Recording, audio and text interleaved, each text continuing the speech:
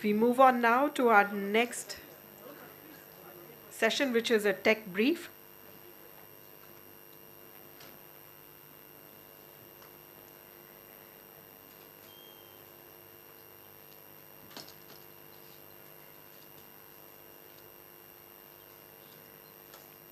We have Dr. Rao Ramayanam, HawkEye 360, is now joining us on stage to share this tech brief. A very warm welcome to you, sir. No, I'm going on 30 minutes. Is this the one?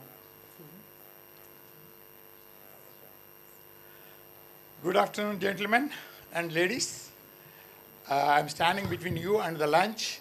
I'm told by Anil that lunch will not be served till Rao finishes his presentation. So please be patient and relax. I'll be happy to brief you quickly about HawkEye.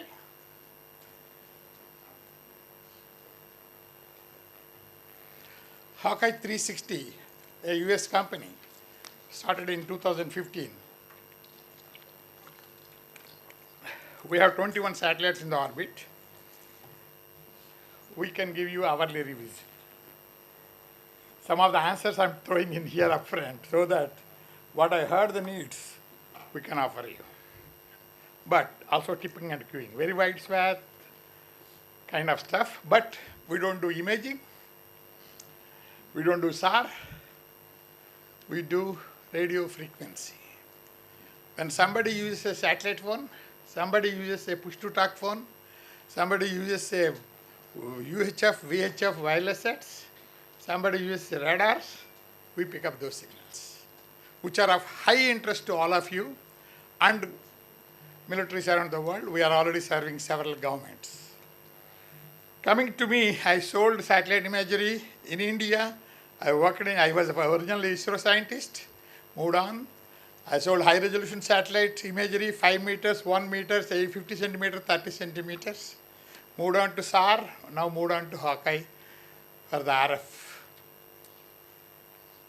And I'll quickly go. We build our own satellites which will pick up RF signals. There are several antennas on different sides of the satellite. They're small satellites, they're not very big. We manufacture and launch.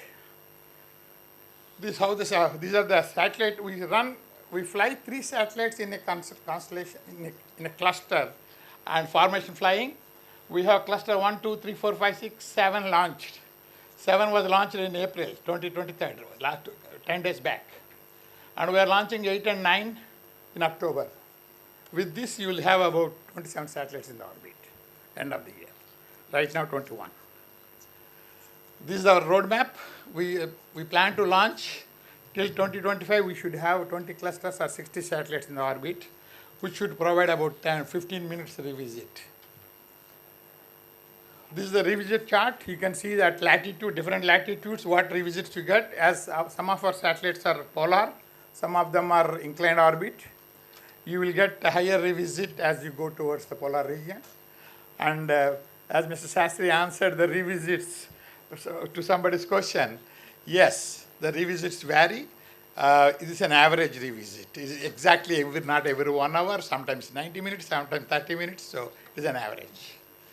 So you can see here at at 30 to 35 degrees or 40 degrees, which is a high interest to India, we have a higher revisit with 6 clusters. Right now, we are better than 50 minutes. If you want the same frequency to be monitored continuously using all the satellite clusters, yes, we can offer you, but you will not be able to afford. Costly. But technology is available. So we fly 3 satellites in a formation flying so that same area is observed and we are able to triangulate the emitters where they are coming from, and we will able to give you better positional accuracy. Coming to the bandwidths, we have growing capabilities.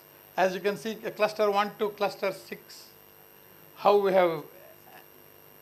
have enlarged our capability. In these frequencies, right from 144 megahertz to 15 gigahertz, we can do signal picking, but it is narrow bandwidth. each time. You cannot cover entire thing at a stroke. So you need to understand what is the signals you are looking at, what type of signals are of essential to you. In some countries, L-band satellite phone is banned, and we are able to see several of the L-band satellite phones being used in the borders by Boko Haram terrorists. So like that, we can support you if you pick up, since you already know what are your intelligence needs, we can work with you and identify the frequencies and collect. Well, these are some of the examples of what signals you can pick up. Push-to-talk radios, VHF, automatic AIS systems, emergency radio beacons, UHF push-to-talk, L-band satellite mobile phones, X-band marine navigation radars, S-band marine navigation radars, and GPS interference. This is a huge activity. We have grown maybe about more than 2,000 times in recent years. 2,000 times it has increased. I will show you an example of Ukraine war with GPS interference.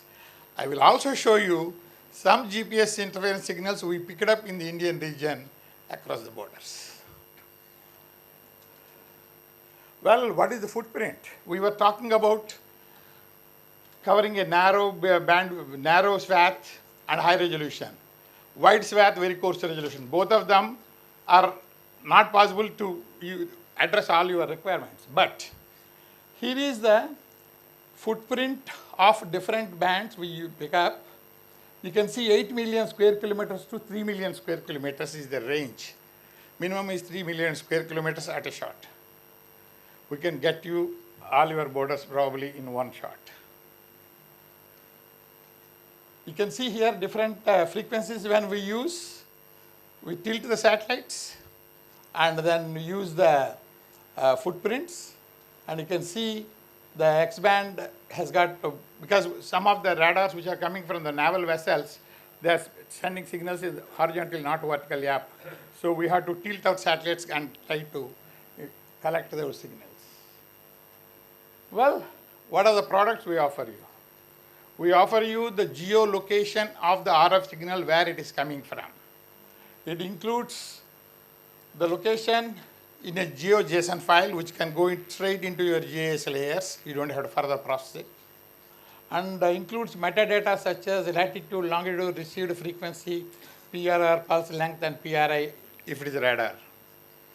The next level product, which is a deeper level information, is called RAW, where the digital energy recorded during the collection requires RF exploitation to their special softwares that some of your signal intelligence departments must be using it already, and delivered in Vita 49 format, allows increased coverage of RF spectrum. For an example, if you are listening to the voice, the satellite is taking multi-bus as it's flying. So you get a 1 second of voice, 8 seconds of gap, 1 second of voice. Probably you'll be able to understand the language, may not be the conversation fully. But both of them are RIQ is also, we need to provide you with the clearance. The RF Geo is, as I earlier explained you, is a year 9 classified, typical use case geolocation of emitters, high accuracy requirements. And radio waves are everywhere. They are how we communicate. They help us navigate. They are how we protect and defend. They are a part of our daily lives. We can learn much from how RF signals are being used, but we haven't been able to monitor RF activity. Until now. RF Geo from HawkEye 360 provides first-of-its-kind RF analytics, enabling the identification and geolocation of a variety of RF signals. By using the HawkEye constellation of satellites, RF Geo offers global spectrum awareness, making it possible to map RF signals as a new geospatial data layer to help you develop a richer, more complete understanding of activities over land, sea, and air, and gain the confidence to act. RF Geo. Going on to the RAW product details, well, you can see the spectrum here as an example. So the spectrum analysis where you need more detailed information is possible to do with our RawIQ product. So now coming to some examples, what we can do for defense intelligence. Of course, that is 90% of our bread and butter comes from defense and intelligence, because this technology is mostly used by them, right? So identifies areas of human activity, locates anomalies in isolated regions, especially northern regions and western regions, offers visibility into patterns of behavior, broad coverage of low latency, effective as tip and cue for other assets. This is one way of covering very large area, and you will be able to get the tip and cue of to use other assets. So mission applications include monitoring borders for security, detecting radios or satellite phones, intelligence gathering, data fusion, maintain awareness of large exclusive economic zones. And we saw from the naval expert here what is the vastness of seas you need to monitor. Geolocating dark vessels. When AIS is stopped, we can still pick up the communications. I'll show you some examples of MDA. Find and monitor military radars and detect sources of GPS interference. What we suggest is, this is one of the tools of intelligence for you. It is not the only tool that you have to depend. You have been using traditional measures of intelligence gathering. Integrate all of these. Let it be aircraft, let it be vessel, let it be ground-based or a drone, and of course, now RF signals. Going to the examples, you can see here how we monitor globally the several. We have identified 20 million emitters global since 2019. So you can see some of the examples here. I would like to show the one, the US, the slide number 2 or part number 2 shows US-Mexico border littered with communications. Why? People are smuggling people into US through the tunnels. Well, other side and this side of tunnels, the signals are being used to communicate with each other. I am sending 20 fellows, okay, take care of them. Well, we provide this information.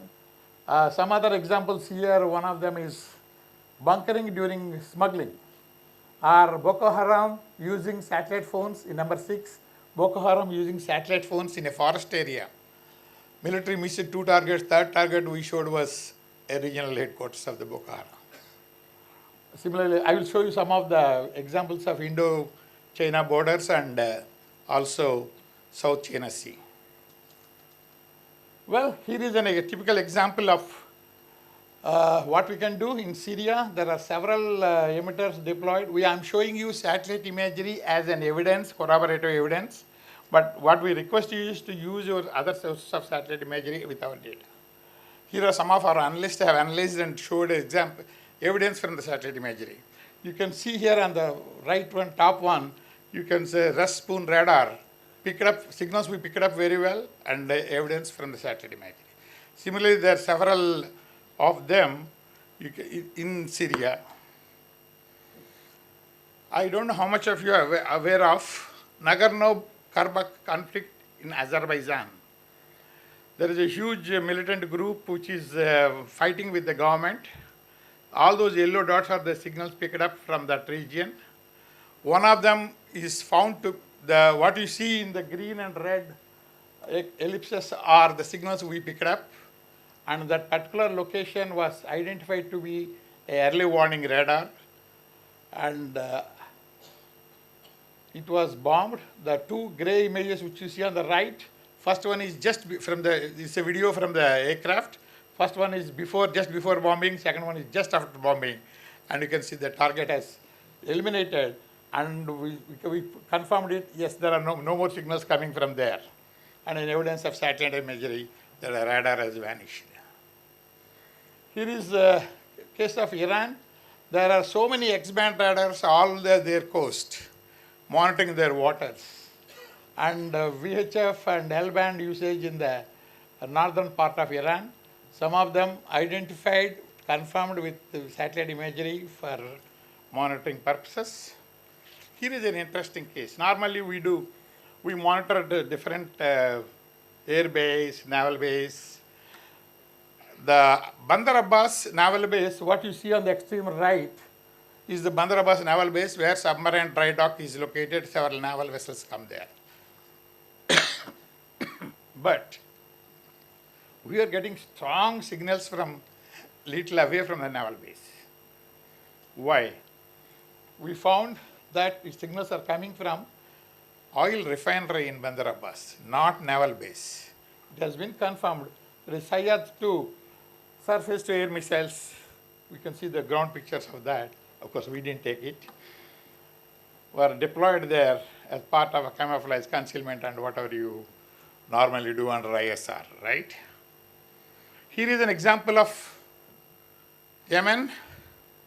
Houthis, the pink area is dominated by the Houthis. And we are able to pick up several types of signals coming from that area and their movement. And we are supporting some of those who are trying to eliminate Houthis. Now, I showed you outside, now I show you India, our borders of India. Well, you are all familiar and the entire world is familiar about the Pangong Lake and skirmishes between India and China. Look at the signals what we picked up during the same period. And actually some of our analysts published this in the local newspapers here. And evidence has been provided in the form of satellite images, Indian helicopter landing zones, Indian housing and support area, Indian forward encampment, portable Chinese vessels and Chinese forward encampment. So like this, I am only showing you the evidence from satellite imagery. I am not saying you don't know where to look for the evidence, right? You don't know, okay, when you are in a skirmish, yes, you know where they are. But if the activity is going on or activities being built up, it's a huge area for you to monitor. We can help you with that. Here is another example of Galwan River Valley. You look at the signals we are able to pick up. In a remote, hilly, Himalayan mountainous area where hardly anybody is able to live there, we are able to pick up strong signals confirmed through satellite imagery there. What are all those equipment, etc. moving there. This is optical imagery. Here is another example from Indo-China border. We are able to pick up heavy signals, and here is a synthetic aperture radar imagery as a confirmation of the troops development and camp built. And actually what you see in synthetic aperture radar, the rods what we are seeing in the bottom are the tank barrels. Here is another example. This I showed to some of our friends here, and they said, oh, this is China's Technical Diagnostics Bureau which has built. There are 17 dishes across the border of India, a facility built by PLA. Another example of Indo-China border, several signals we picked up on 17th October 2020 and confirmed. Possible self-propelled howitzers deployed there, troop camps and Bermuda parking positions. That information is coming from the imagery, not from us. We are only pointing you to, tipping you to go and collect and look what is happening there. Well, now going on to GPS interference. As I said, it is growing enormously. We have specific frequency for GPS interference we can pick up from our satellites. So these are all the signals we picked up in Ukraine-Russia borders. And we could able to confirm they are coming from the Russian troops. And these are all the locations of GPS signal interference coming in the border areas or within Ukraine. And here is interesting on the coming to maritime domain awareness and dark vessels. This is a vessel called Captain Ahmad II, cargo vessel started from Turkey coast. After 1 day it stopped its AIS signal. After 7 days it started a signal again close to Greece coast. Where it has gone? From normal AIS data it's not available. We are able to identify it. Where it has gone through the communications, it went to Tartus port in Syria. delivered or picked up whatever it is supposed to be doing illegally. Otherwise, you should not have put off its CAS and reappeared after 7 days. Well, South China Sea, some examples where the AS data is off, but still we continue to pick up the RF signals coming out from those areas. Here is Mischief Reef, VHF and L-band signals coming around in and around the reef. Evidence on the right side, the vessel's pictures. Here is Scarborough Shoal, showing several activities there. One of the interesting thing is Chinese naval exercise in Gulf of Tonkin. They said we are doing some naval exercise, other aircraft don't fly over this area. Actually, our intelligence gathered that they lost a anti-submarine aircraft in that area. So they were searching for it, so they do not want any other activity to come and interfere with that. So this is all the information compiled by a experienced analyst using our data, other data. Well, signals in the region. I just got a sample of September, not even entire month. What are all the signals we are able to see in this region? As you can see here, orange is L-band and little reddish is VHF,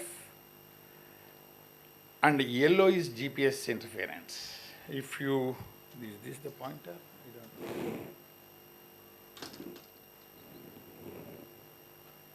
know. No. Okay. If you look at close to Kabul, the yellow dots in Afghanistan, they are the GPS interference locations. Similarly, if you see near Lahore and Islamabad, the GPS interference signals. And of course, the yellowish or orange is L-band signals coming, and the green and blue on our vessels along the coast. So like this, at any given point in time, each time you collect or you compile the signals at different frequencies and monitor the areas of your interest and take appropriate actions. That's it. I think I finished in less than half an hour, right, sir? I don't know. Yes? Thank you. Sorry for delaying you for your lunch. I'll be happy to answer if a couple of questions are permitted. Yes, sir.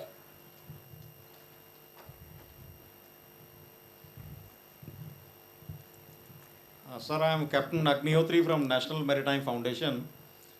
What you have shown is very interesting and those of us who have been studying a little bit about US and Chinese LNT systems, wide area ocean reconnaissance satellites, like Yaogan series have got 5 such satellite series, clusters of 5 such series, and US has been doing it for a long time, NOSS systems like White Cloud, etc. Of course, you show that the frequency spectrum from radar is coming down further to RF frequencies, UHF, VHF, and GPS signals. My point is, India is looking for its own cluster of such satellites. Of course, it's only at a conceptual stage and things are being discussed.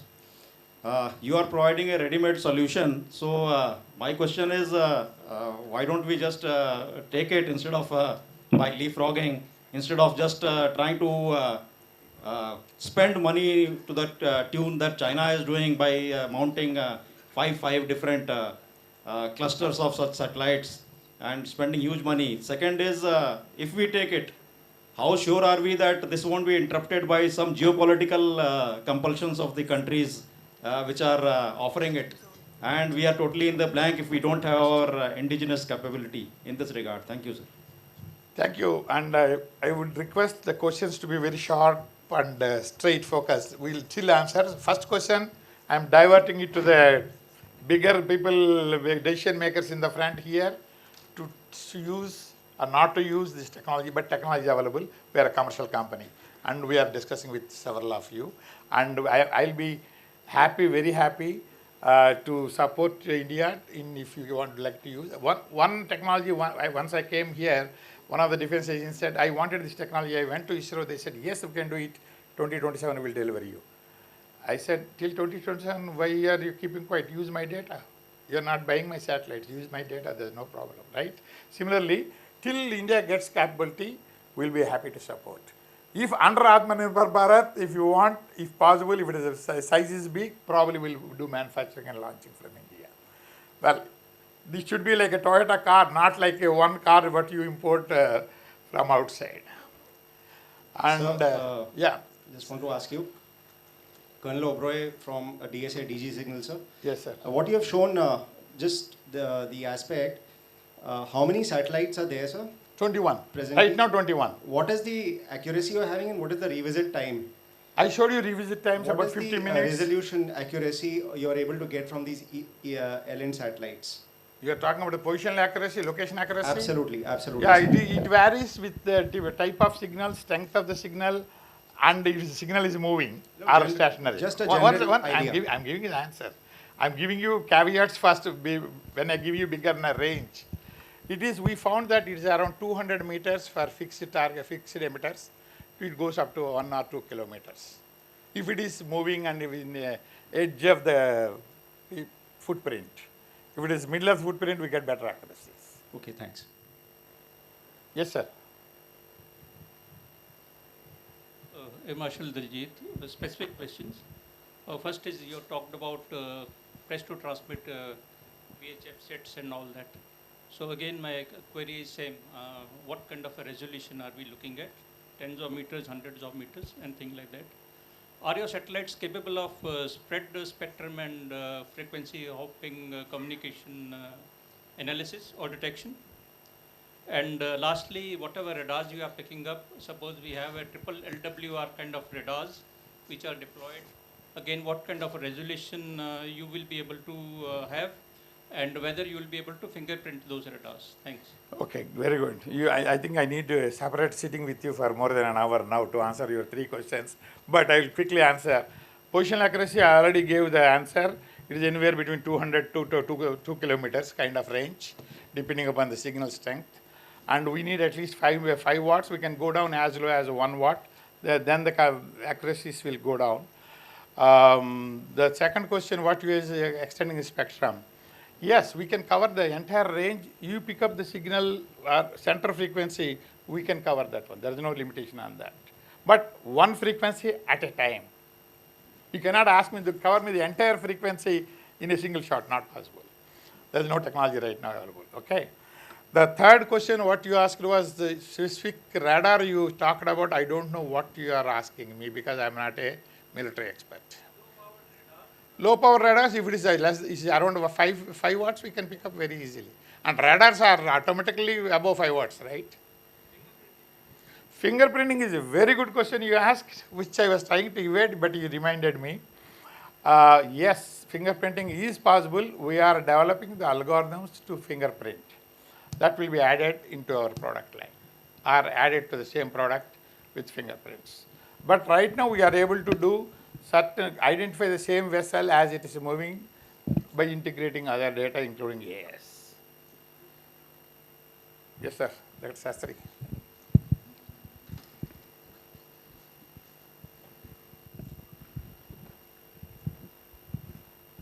Your satellites, there are 3 satellites in formation. What kind of orbits they are, and what is the distance between the satellite to satellite, inter-satellite distances? Yeah, there are 400 kilometers orbits. They are equally spaced actually in a triangular formation.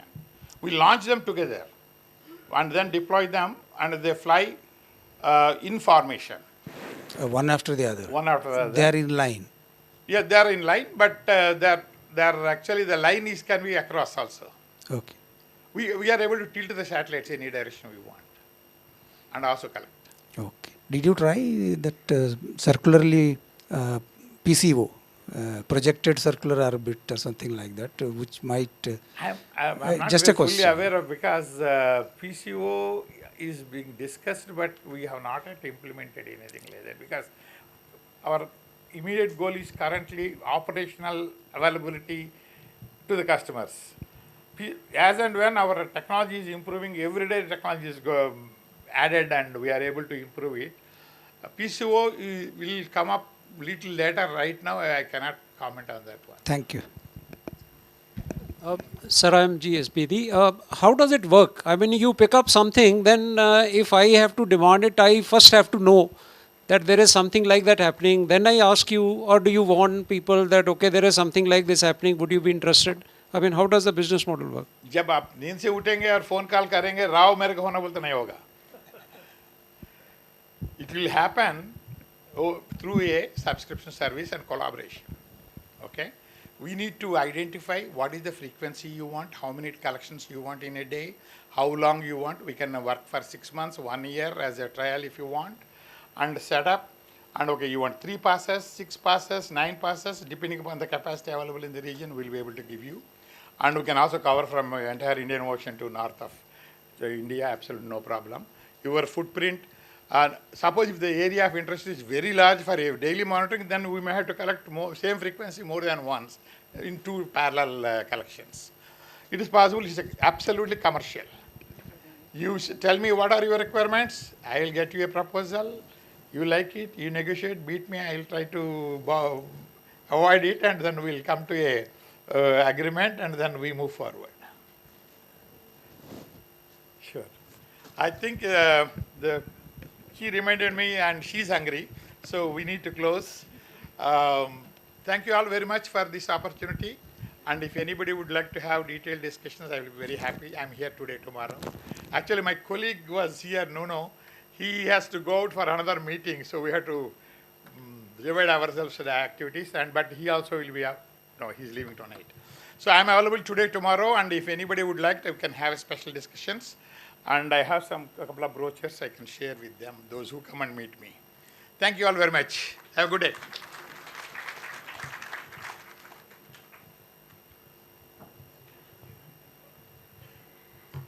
Thank you so much, sir. So a correction, I did remind him that we were running out of time. And the wrong thing that he quoted was that I was angry. I'm definitely not angry.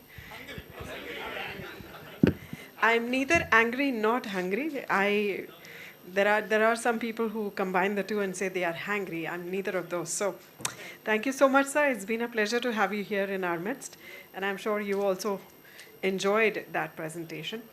I'm sure the questions will be aplomb, so please do feel free to catch him during the lunch hour and address those questions. Meanwhile, we are behind time by at least 30 minutes. So starting now, it's 1:30 by the official clock inside the room. We will be congregating back in this hall positively by 2:30. We shall be starting the next session by 2:30. So may I request you all to please kindly take your seats positively.